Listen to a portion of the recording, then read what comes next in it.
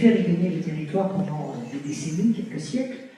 Aujourd'hui, comment appréhendez-vous cette problématique du rayonnement avec un tel outil?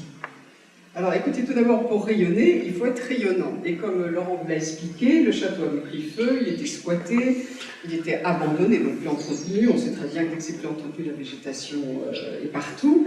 Donc on était tous sauf rayonnants. Et on aurait fait cette manifestation en 2012, il n'y aurait pas eu un chat. Donc la première chose qu'on a faite, c'est de dire pour rayonner, il faut qu'on investisse, qu'on fasse des travaux. On a aménagé tous ces espaces de réception. On a fait quelque chose de tout à fait exceptionnel en Auvergne, c'est qu'on a fait des salles de bain très confortables avec des toilettes. Ça ne veut pas dire au monument historique qu'on regarde avec nos WC, mais c'est extrêmement important parce que le business model, Laurent, on en avait quand même pas loin, c'était de dire que si on veut continuer, il faut louer le château. Donc actuellement, le château se loue, et se loue d'ailleurs assez bien, et pour les étrangers, c'est très important d'avoir ce confort au-delà de la magie des pierres. La deuxième chose très importante pour rayonner, qu'on a fait très rapidement, c'est d'ouvrir. D'ouvrir, on est dans un environnement, le château est dans le village, et donc une des toutes premières décisions, ça a été d'ouvrir au moment de la Journée du patrimoine.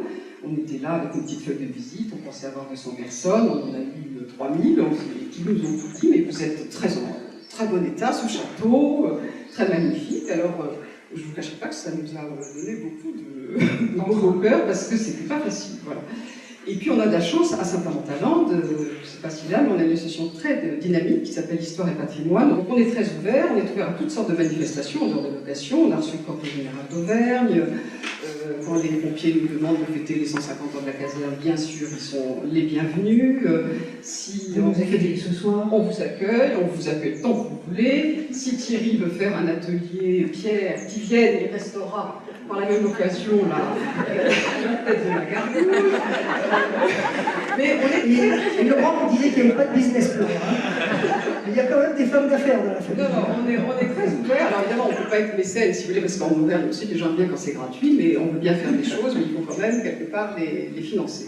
Et alors, autre point important pour rayonner, mais ça c'est plus personnel à la famille, il faut aussi qu'on rayonne en interne au sein de notre propre famille, parce que nous, si on continue sur notre rythme infernal, dans 10 ans, on est sur les rotules, et il faut quand même que derrière nous, nos enfants et nos petits-enfants s'y intéressent. Et c'est le cas d'ailleurs, ils viennent très régulièrement, et on fait ce que nos parents n'ont pas fait avec nous, c'est-à-dire qu'il y a un règlement, il y a un mode d'emploi, il y a un trousseau de clés énorme, et ils peuvent venir quand ils veulent. Et ça, c'est très important pour la suite des événements.